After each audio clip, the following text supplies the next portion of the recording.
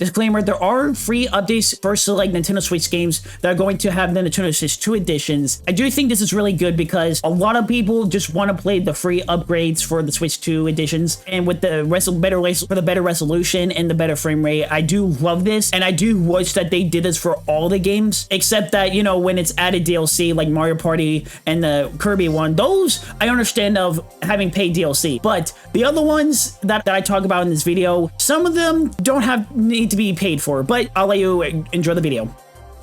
So ever since DLC have been invented, at least for Nintendo wise, they've been on the consoles. Remember when they used to give us DLC for the Switch and the Wii U and you had to pay like $10 to $20 or next to nothing for the DLC? Well, for the Nintendo Switch 2 editions, this is very, very inconsistent, and I'll show you why in this video, and be sure to watch the whole video because you won't want to miss what's in each category and what each game Switch 2 edition offers to you and why I think it's inconsistent. So I hope you guys enjoy this video. Alright, so do you guys remember whenever PS5 or the Xbox Series X or just Microsoft and PlayStation in general, when they release DLC for a game, they would just automatically improve the frame rate and the HDR and all that and faster loading times for said like next gen console? You know that they, at least for most of their games, they didn't have you pay a single dime for just quality of life changes, whether it be frame rate, HDR, all that other stuff. Well, Nintendo is charging you $10 to $20 just for quality of life changes. And I can show you an example right here. For Legend of Zelda Breath of the Wild, Nintendo Switch 2 Edition. Release date, June 5th, 2025. For the Switch 2 Edition, upgrade details. Support for the Zelda Notes game-specific service via Nintendo Switch app. So what that does is it helps you guide to certain, like, it takes you to some items that you haven't gotten before or to some other stuff. Improve frame rates and resolution, faster load times, and HDR support. 3/4 to all of this is literally just quality of life changes. And then we can go to the next one. The Legend of Zelda Tears of the Kingdom Nintendo Switch 2 Edition.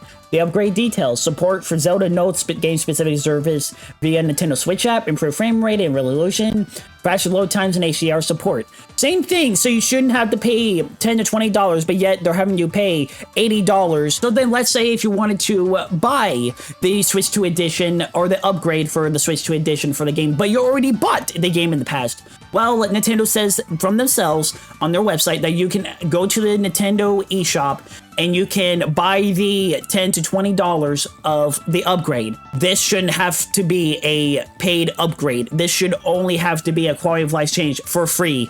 You shouldn't have to pay for this. Now here is where the inconsistency comes into play. So for Mario Party Jamboree, Nintendo Switch 2 Edition, and Jamboree TV, release date July 24, 2025. Upgrade details, new way to play exclusives to Nintendo Switch 2 Jamboree TV, new modes that use mouse controls, microphone, and a capability USB-C camera sold separately. Players appear within the game via game camera play using a compatible USB-C camera sold separately, game share compatibility for local multiplayer, 1440p resolution in TV mode, full HD 1080p in tabletop mode, and handheld mode, Jamboree TV only. Visually enhanced and improved frame rate. Now, all of this, okay, Jamboree TV, you can do all of this. It's a whole DLC for the game. You can pay $20 for the upgrade. That seems fair enough for a DLC. But here's the thing. You need to pay, but not only do you have to pay for the $20 upgrade for this game, you also need to pay for the camera, and you need to use game share for this game. Now, I'm not sure if you can play this Jamboree TV without game share. I would think you could only do it with game share and the microphone and all that and the camera. So when you add all that up, and I'll put screenshots on how much each thing is costing you for this DLC, it's already adding up to be $150 with tax, because you need more Joy-Cons for the whole family to get together and play, which is $90, and you need the camera, which is $50. So you're already, with this DLC, are having to pay $150, let alone the $20 upgrade. Nintendo, what are you doing? Like, this should be a free DLC upgrade then if you're already having to pay for the accessories. Nintendo, what are you thinking right now? Kirby and the Forgotten Land, Nintendo Switch 2 Edition, plus Star Cross World. Release date August 28th, 2025. Upgrade details. A new story, star-crossed world. Visually enhanced with improved frame rate. Okay, $20, $10 to $20 for a DLC that you don't have to have any paid accessories at all. It's just an upgrade for DLC. That's fine. This is what you call a fair deal for a DLC, depending on how big the DLC is, but I'm calling this a fair deal. So let's move on. Pokemon Legends ZA Nintendo Switch 2 Edition, literally improved performance with higher frame rate and resolution. You should not have to pay a single dime for this one. You shouldn't have to pay anything, but yet they're having to have you pay an upgrade for it. Now, Metroid Prime 4 Beyond Nintendo Switch 2 Edition, release date 2025. We still don't know the release date of the base game. Upgrade details, support for mouse controls using Joy-Con 2 controllers, enhanced resolution, textures, and load times. Choose from 2 display modes. Quality mode runs at 60 frames per second in 4K resolution. In TV mode, 1080p, while in handheld mode. Performance mode runs at 120 frames per second in 1080p resolution in TV mode / 720p in handheld mode. Both display modes feature HDR support. Okay, so when you upgrade to Nintendo Switch 2 Edition, it looks like you're getting all of this. You still should not have to pay a single dime for Nintendo Switch 2 Edition for this game. But yet they're still having you pay $70 to $80 for the Nintendo Switch 2 Edition for this game.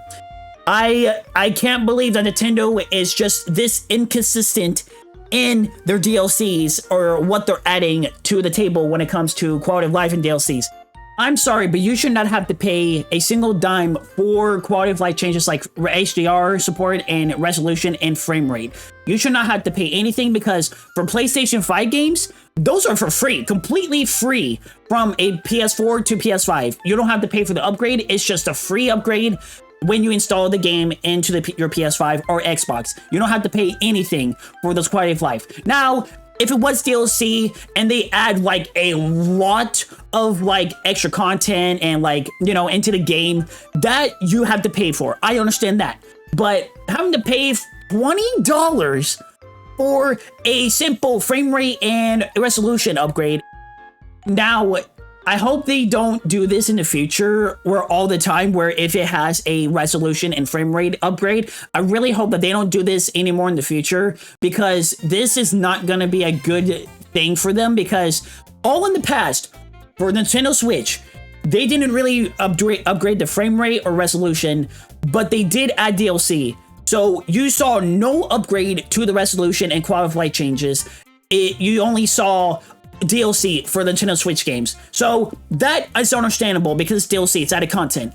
But for this is next level on like greediness because I don't like that there are having to have you pay $20 for just quality of life changes. So there is a way to get free upgrades also, well quote unquote free, but you have to pay for the Nintendo Switch Online, whether it be the $20 one or the $50 one. But I think the $20 one, I still think it would give you the free upgrades. But if you pay for the subscription, you get to have the free upgrades day one on the Switch 2. And honestly, I kind of like this because if you really think about it, you have to pay $50 per year, $20 to $50 per year, just once a year, and that's it for all the free upgrades. And it can be for like all the Switch 1 upgrades, because if you count all of the upgrades that you have to pay for without a subscription, it could probably add up to, I don't know, like $60 to $70, depending on how many games of the Switch 2's first year they release it of this year.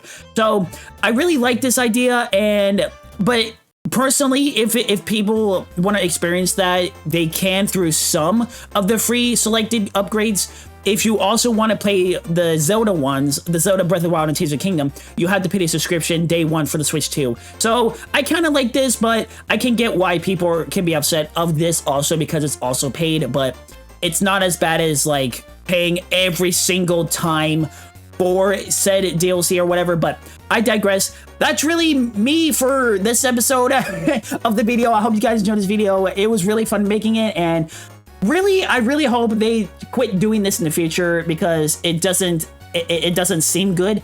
Now let me know in the comments down below if you think DLC is worth your money on extra content and worth you paying $20, or having quality of life, or having both of them is worth $20. Let me know in the comments down below, and I would love to hear you guys' opinions on this, because I really want to know you guys' opinions on this, because this is a really big issue that I really hope that they don't do this anymore in the future. So I hope you guys enjoyed this video, and as always, let's go!